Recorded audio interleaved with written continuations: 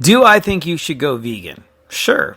I was for over 10 years. Hey, you, how's it going? How are you? Welcome to this, your Wednesday edition of the show. Yeah, Wednesday. Excellent job, my friend. You are already halfway through yet another week. This is no small accomplishment. You're doing awesome. Hang in there. You got this. You are a badass. And if you need something, if there's anything I can do for you to make your Wednesday better, hit me up.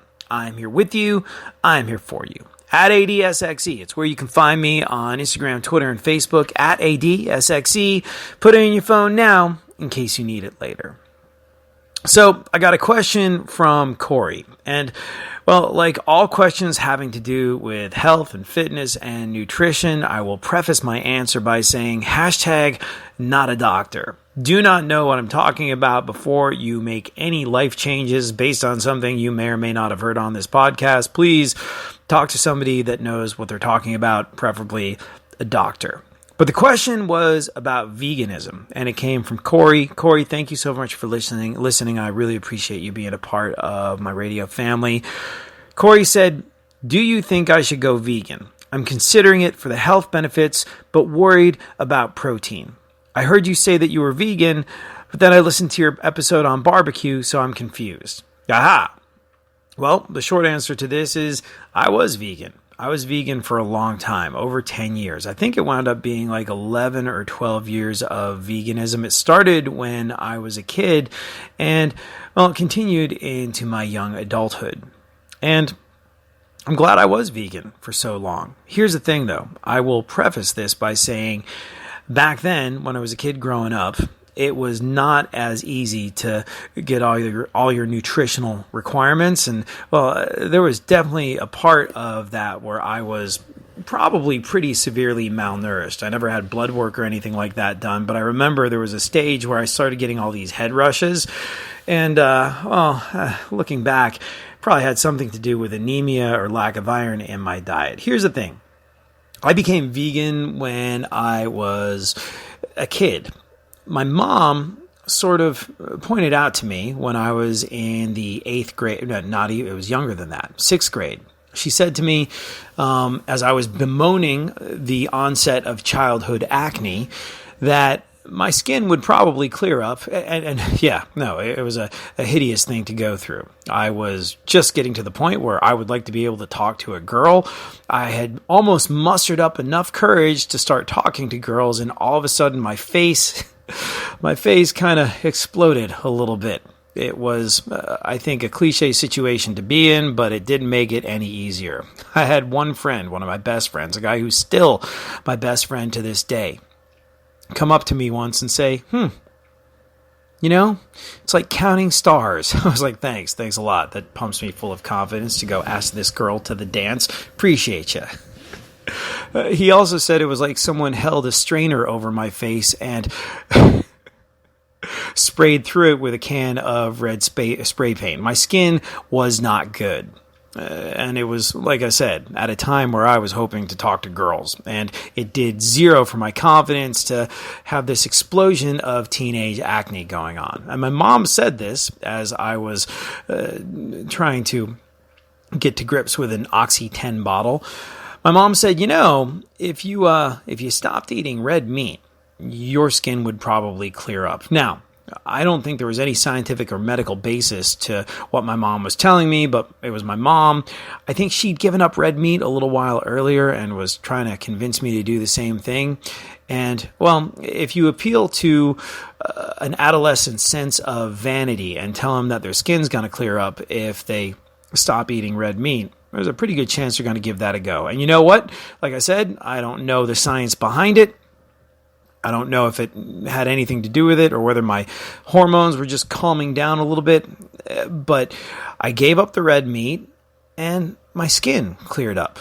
I think pretty quickly too. So I was like, okay, clearly no red meat for me because now I can go talk to girls without being paranoid that she's looking at the giant goiter on my face. And obviously, the teenage acne did not completely go away, but it got to be a lot more manageable, and I felt a lot better about making my way through the difficult adolescent years. So I stopped eating red meat.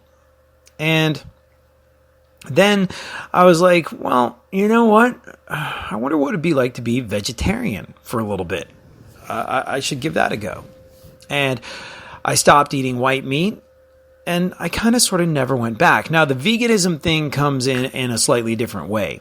I just didn't eat any dairy because I had really, really bad sort of reactions to dairy in general. I would get horribly congested when I ate dairy, and also it would tear my stomach the hell up. Probably some degree of lactose intolerant. Now, to clarify, these days I do eat absolutely everything, like literally everything. And my stomach will still get a little bit torn up from dairy. I'll still get congested from dairy. Like, I cannot do something like eat a cheese pizza and then go on the air. I'll just be too congested. I have to wait to do something like that till after the work part of the day is over, knowing that I'm going to get all stuffed up and snarfly. So it wasn't that I decided to go vegan. It was that I quit eating red meat because I was a teenager with zits, and not eating red meat made them go away. Then I sort of tried vegetarianism for about a week and then didn't go back to eating meat for a really long time. And I was also avoiding dairy because it messed with my stomach and it messed with my congestion. So kind of sort of by accident, I wound up being vegan. And I was vegan for many, many years. Now, when you're a kid living at home with your mom, who also, as it turns out, goes vegan and who is preparing the meals, it's easy to get balanced meals. My mom used to make this might sound disgusting to you, but my mom used to make a rather delicious mushroom and tofu quiche. So I was getting protein. I was getting balanced meals. She was cooking and preparing things that made sure that I was nutritionally sound. I don't think she sat down and figured out macronutrients or anything like that, but we were getting balanced meals, and she did know that, okay, if we're not eating meat, we need to get protein from somewhere else, so she would look for sources of protein. That was great when I was living at home and mom was doing the responsible cooking. I got this record deal when I was a kid. And, well, the rest of the guys in the band, they were also vegetarian. I was the only vegan in the band, and I think some of them ate fish occasionally, but we hit the road and hit it hard. For the next several years, I was eating mostly at restaurants and mostly in sort of band catering halls. Now, here's the thing. When you are being catered to, often there's a good meal, but 9 days out of 10, we were on the road and we were eating in places like Denny's and Cracker Barrel. And I started living pretty much exclusively on Denny's house salads and toast in an effort to avoid animal products. Now, I went from being a well-nourished kid at home to being out on the road, living kind of a strenuous schedule, really kind of giving my all, hanging from lighting rigs and stage diving every single night, sort of a strenuous activity for an hour or so, and doing it mostly on white bread and salad. Needless to say, I got to be rail thin, had those head brushes that were probably, looking back, something to do with anemia, and I was probably pretty badly malnourished. Now, what caused me to stop being vegan? Here's the thing. I used to, when I stopped being on the road and started living in New York City, where my family was originally from, I started going to a casino in Atlantic City on a semi-regular basis. I had zero money, but I worked out that if I went in the middle of the week, rooms were super cheap, and if I lost a little bit of the money I had, I would get invited back, get a comp room. I don't know if it still works that way, but it did at the time. And at Harrah's in Atlantic City, there was the Fantasy Reef Buffet, which was like this seafood buffet. The food was really, really good. But I'd always decided, hey, maybe if I do ever eat meat again, it's going to be seafood, because I always really loved seafood. I always really loved sort of like steamed clams and lobster and fish and things of that nature. So there I am at this Fantasy Reef Buffet, paying sort of whatever it was, $18 a pop, to only eat vegetables. And I was like, I should give a piece of fish a go. So I think I tried some smoked salmon or something like that. And then I tried a steamed clam. And well, all of a sudden, I was eating little bits and pieces of fish. And it was all because of this buffet. It made me fall off the vegan wagon. Now, here's the thing. My veganism did not come from some sort of moral standpoint. It did not have much to do with the idea of not wanting to hurt animals or consume animal products as a matter of principle. I just it actually came from vanity. I gave up the red meat when I was a teenager that had zits, and I didn't want to have the zits anymore. So it wasn't some sort of moral line crossing for me to try eating fish again. Now, over the years, the decade plus of being vegan, thinking about where meat came from did not make it more appetizing to me. But I tried a little bit of fish, really liked it, and also felt pretty good for it. Again, at the time, I was probably not paying that close attention to my personal nutrition, and getting some fish was probably a really, really good idea in terms of eating a balanced diet. And every time I would go back to that buffet, I would try a little bit more, a little bit of this kind of fish, that kind of fish. Eventually, I tried chicken. And, well, I gradually added fish and chicken and pork back into my diet over a period of several months. Now, here's the thing. The real difference was red meat. Remember, that was the first thing I cut out. Red meat is heavier on your system. There was one time in 10 years of being a vegan that I accidentally ate red meat. I was in Italy, and I know it sounds fancy, but when you grow up in England, going to Italy, going to places in Europe, it's kind of like going to Florida. It's not that big of a deal. It's a hop, skip, and a jump away. But I was in Italy on a school field trip of all things. And, well, we went to a restaurant, and I ordered pasta with tomato sauce, or at least I thought it was tomato sauce. As it turns out, it had beef in it. It had ground beef in it. I ate some, and I got violently ill. Like, I really, really felt it. Years and years of not eating meat. This thing hit my stomach like a ton of bricks, and it did not go well afterwards. I was sick for like a day and a half. It sucked. So I'm gradually adding fish and chicken and pork back into my diet thanks to my trips at the Fantasy Reef Buffet in Harrah's in Atlantic City. Shout out to the folks over at Harrah's. And I was like, gosh, that steak over there looks pretty good. Maybe I'll try it. I got really, really sick last time I ate steak. I should give this a go. But I expected the worst. The worst, rather. And, well, I tried steak. I ate a small steak, fully, like I said, fully expecting to get violently ill because of it.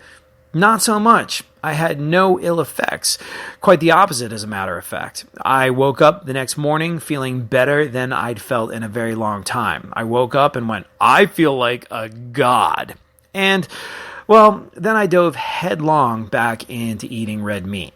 I was making up for lost time. My motto was, run the steer by, I'll grab a hunk off of the back, as rare and bloody and as close to mooing as possible. I'm going to do it. So that's how I went from being vegan for the better part of 10 years, or for over 10 years, to, well, being a meat eater again. Now, here's the thing. I dove headlong into eating meat. I moved to Houston, Texas. Red meat is very popular there, and it turns out barbecue is in fact delicious. And, well, I dove in, made up for lost time. However, something started to happen a few years ago where I started to feel not okay about eating as much meat as I did, and a lot of it had to do with where that meat came from. I love my dog, Milhouse, more than anything I can imagine. I love dogs in general more than anything I can imagine. And, well, I started to realize that delicious, delicious bacon came from pigs. And look, call me a sucker, call me whatever you want, but I started seeing stuff online. And one video in particular affected me a lot. It was a video of a pig competing in sort of a dog trial. You know, those trials where they get dogs to run slalom and jump over things and do all this stuff. And, well, this pig did everything the dog did and seemed to have a very similar relationship to the trainer that dogs had to their trainer. And I started feeling really lousy about eating bacon. I started feeling really lousy about eating pork in general. And, well, eventually I started to feel really bad about eating any kind of meat. Just because, well, animals are adorable. Animals, I think, have been a better friend to me than humans many times in my life. And how I feel about my dog, Millhouse, it was really easy to go, living with something that is warm and has a heartbeat, I would imagine I'd start to feel the same way about a pig or a cow. It's very, very interesting. I'm friends with a lot of hunters, and they probably have the healthiest attitude toward meat eating that I've ever come across, because they are extraordinarily aware of the cycle of life that goes into eating meat. They are unbelievably responsible about what they do. I know many hunters, and absolutely every last one of them will, if they kill something, consume every part of that animal that is consumable. They are more respectful about eating meat than a lot of people I know who just go pick up a couple of steaks at the grocery store. When you're not involved in every part of that meat getting to your table, it creates a certain kind of emotional distance, one that hunters don't have. And I find that it's interesting. I know a lot of people who are like, oh, hunting's barbaric, as they tuck into a steak. And I'm like, yeah, here's the thing. I think a lot of people that hunt are a lot more humane than those that don't, because they're more in touch with this reality. That's just been my experience. Obviously, this is a bit of, well, a moralistic minefield to talk about this stuff, but in my experience, the people that I know who hunt are a good deal more in touch with the reality of what it is to eat meat. But I started feeling weird about it. And, well, the thing is, I also discovered that meat was delicious along the way. I also discovered that by eating meat, I felt much, much better. And a couple years ago, I discovered barbecue. I started making barbecue. If you listen to the barbecue podcast the way Corey did, well, then you probably have questions about the veganism stuff. And if you follow me on social media, you probably think I eat an awful lot of meat because, well, there's a good deal of pictures of my barbecue projects on there. But I did make a decision. I made a conscientious decision to cut a significant amount of the meat out of my diet. I started feeling weird about it. And, well, I started doing research. I was like, I don't think I could ever give up meat again. But if I just cut out some of the meat in my diet, if I cut out, say, 2/3 of it, if I'm eating meat at every meal in some way, shape, or form, and I stop eating meat during breakfast and dinner, does that actually have an effect? And I did a whole bunch of research, and a lot of the research I came across said it does have a huge effect. It has a huge effect on the manner in which animals are farmed. It has a huge effect on the environmental concerns people have with mass raising of animals for food, and all of the above. So I probably cut about 2/3 of the meat out of my diet. And if you see my Instagram, if you see my Twitter, if you follow any of my live tweets as I prepare delicious, delicious barbecue over the weekends, it could be easy to think that I am a meat eater like you wouldn't believe. Actually, my discovery of barbecue coincided with me making a conscientious decision to cut a whole bunch of meat out of my diet. Now, I'm not going back to being vegan. I don't think I could ever fully give up meat ever again, but I do feel good about eating approximately 2/3 less meat than I used to. If you want to go vegan, Corey, if you are considering it for the health benefits but worried about protein, let me tell you, even though I didn't do it right, even though I was living on Denny's house salads and white toast for an awful long time, and even though I was getting head rushes and probably being completely malnourished and totally anemic, if I'm thinking about it, you can get protein. And vegetable protein exists. It is a thing. I actually discovered this stuff called Huel a little while ago, and Well, I kind of live life in a rush, or at least I did up until a little while ago when I became unemployed. I got to tell you, the way in which I was living life was probably not healthy. Working 16, sometimes 20 hours a day. There were a couple times where I would just stay up for 48 hours because I had so much work to do, especially in the run up to the holidays. It was not awesome. And also, I had problems eating. Here's the thing. When you talk professionally for a living, it can affect your ability to eat meals. I don't know if you've ever tried to eat a sandwich and go talk normally, but for me, it took a while for my mouth to calm back down again, for my sort of salivary glands to settle down. I noticed, like, if I tried to eat a meal and go talk a bunch, it was almost like I was starting to talk like this, like my mouth was still producing an excess of saliva, and that doesn't work super well on the radio. So I had a hard time finding time to eat. So I looked for alternatives to sitting down and having a meal. And I found this stuff called Huel, which I like an awful lot because it is a completely balanced meal. Like if you get the ready to drink kind, I think it's 400 calories. It's got like 20 grams of protein in it. It's got the right amount of carbs and the right amounts of fats. It is a balanced meal. It's 100% vegan and it lasts forever. You can get a bag of that stuff and it will keep until the end of time. It's good stuff, and it winds up being really cheap to get a whole balanced meal out of it as well. And well, it's interesting because if you're a vegan and you're worried about getting enough protein, I'm here to tell you that it is readily available to you. A lot of people stress about soy, and a lot of vegan protein does come from soy, and there are some real concerns about soy. I don't know. I don't know anything about whether soy protein is not awesome for you, but I do know that I've read enough about it to be wary. And the thing that I love about this stuff, Huel, is that the vast majority of the protein in it comes from peas. Peas, as it turns out, are high in protein. And if you're looking for a vegan protein that is not soy, I think a lot of the time you'll see that it comes from peas. Now, cut to, by the time you listen to this, there could be new research that says pea protein is terrible for you. Avoid at all costs. But right now it seems like a pretty good vegan protein option. And if you're worried about getting protein as a vegan, I think chances are, if you are paying attention to health, if you are trying to be fit, if you are trying to get that advised gram of protein per pound of ideal body weight, if you're trying to eat somewhere between 150 and 180 grams of protein a day, that can be difficult to come across without some kind of supplementation.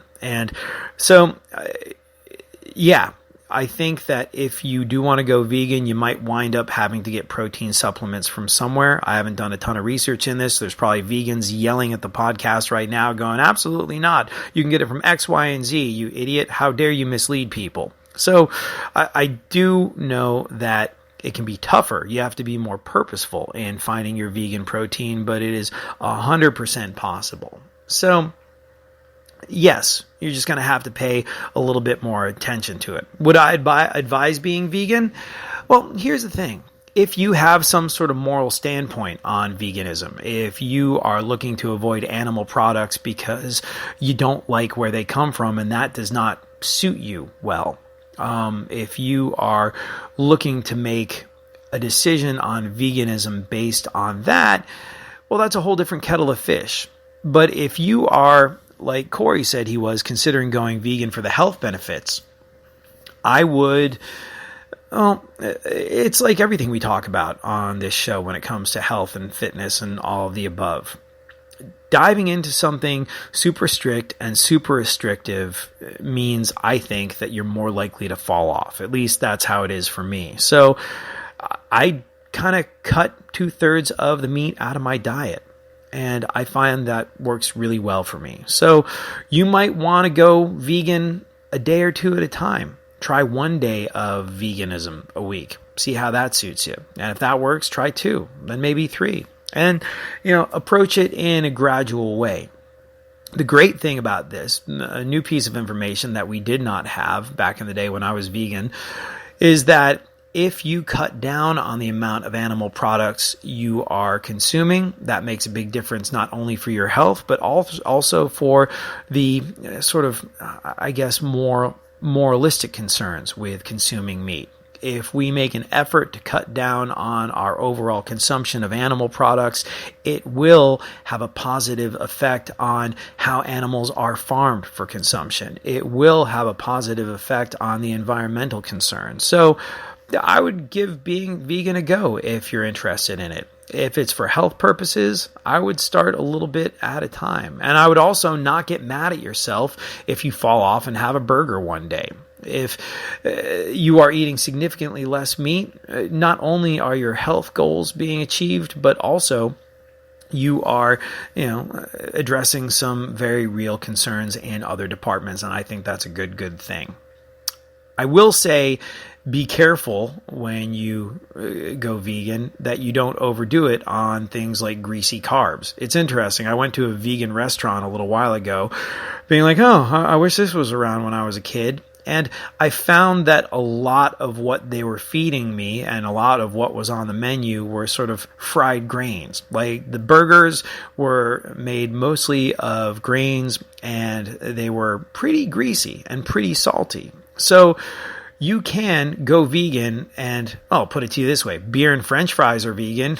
Eat French fries and beer, it's not the healthiest move. So be aware that going vegan does not necessarily mean that you are going to be automatically healthier. You still have to be careful of what it is you're putting into yourself. And I think a lot of the time even more careful because, fats and salt make things delicious. So a lot of the time, vegan food can lean toward not tasting as good as meat, and a lot of the people that are preparing it will compensate with extra fat and extra salt and extra things that are contradictory to what I'm guessing your health goals are. So do it, but be aware of what you're putting into yourself. And if you're doing it for health reasons, I would say as someone who spent 12 or so years being a vegan, some of which were very healthy years, some of which were miserably unhealthy years, just go into it with your eyes open and be aware of what you're getting and what you're not getting. All right. Hopefully that answers some of your questions about veganism. Hopefully that answers your questions about veganism, Corey. I'd be really curious to know what decision you make and how that goes. If anybody has anything to add to the vegan conversation, hit me up at ADSXE on Instagram, Twitter, and Facebook. That is it for me. Thank you so much for hanging out. Thank you for being a part of my radio family. I'll be back tomorrow. We'll do it all over again. Later.